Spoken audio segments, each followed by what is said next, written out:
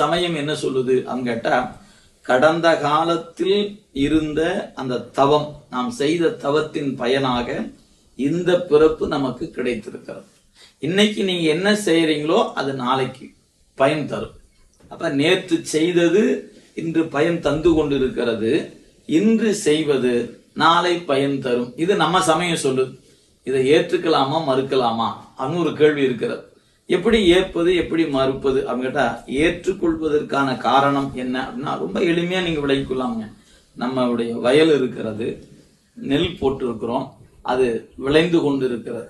சரி, இப்ப நம்ம சாப்பிட்ட சாப்பாடு அது அரிசியா இருந்து சோறாகி இப்ப நம்ம சாப்பிட்டுக்கிறோம். இந்த சோறு நம் கைக்கு வருவதற்கு 6 மாதத்துக்கு முன்பு விதைக்கப்பட்டிருக்கு. எனவே 6 மாதத்துக்கு முன்பு விதைக்கப்பட்டதுதான் இப்ப சாப்பாடும். இப்ப விதைச்சது 6 மாதத்துக்கு பிறகு சாப்பிடும். அப்ப ஒரு விதையை வைத்துக் கொண்டே நீங்க கணக்கு பண்ணிக்கலாம். நேற்று விதைத்தது இன்று பயன் தந்திருக்கிறது, இன்று விதைப்பது நாளை பயன் தரும். அதேதான் வினையும். நீங்க நேற்று செய்த வினை எதுவோ அது இன்னைக்கு பயன் தந்து கொண்டு இருக்கிறது. அது இன்பமா இருக்கலாம், துன்பமா இருக்கலாம். இன்னைக்கு என்ன செய்யறீங்களோ அது நாளைக்கு பயன் தரும். இதாங்க ஒரு சமய நெறிகள் இருக்கக்கூடிய முதல் அடிப்படை கட்டமைப்பு. எனவே எந்த ஒரு இன்பமும் அல்லது எந்த ஒரு துன்பமும் செய்த உடனே வராது. செய்தது அந்த செய்யக்கூடிய செயலுக்கு ஏற்ப உடனே வருவதும் உண்டு, பின்னால் வருவதும் உண்டு, எப்ப வருனே தெரியாததும். நீங்க இதெல்லாம் நீங்க உலகியல் வைத்துக்கொண்டு காணணும்னா, ஒரு கீரை விதைக்கிறோம். இந்த கீரை விதைச்சிங்கன்னா ஒரு வாரத்துக்குள்ள பயன் கொடுக்கும். அதுவே நெல்லை விதைச்சா 3 மாதத்துலேருந்து 6 மாதத்துக்குள்ள பயன் தரும்.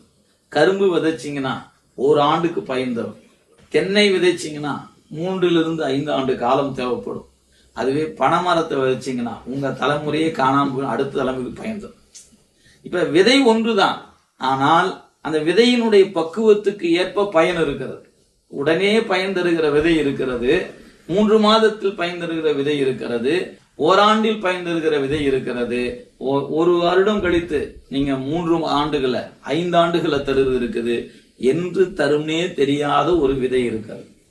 பனைமரம் எப்ப விதைஞ்சது, எப்ப முளைச்சிருக்குது, எப்ப அது பயன் தரும்னு தெரியாது. நாம இன்னைக்கு விதைச்சு வச்சோம்னா நம்ம தலைமுறைக்கு அடுத்த தலைமுறைக்கு அது பயன் தரும்.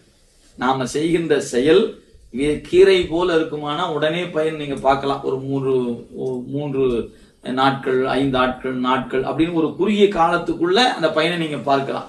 சில செயல் 3 மாதம் 6 மாதம் கழித்து வரும். சில செயல்கள் நமக்கு கரும்பு போல 1 ஆண்டுக்குள்ள வரலாம். இன்னும் சில செயல் சொல்ல போனா இந்த பனை போல எப்ப வரும்னே தெரியாது. இதாங்க அடிப்படை. ஆனா ஒன்ன மட்டும் நினைவில் வைத்துக்கொள்ளும், செய்யாதது வாராது, செய்ததுதான் வரும். நேற்று என்ன செஞ்சீங்களோ அதுதான் இன்னைக்கு வந்திருக்கிறது.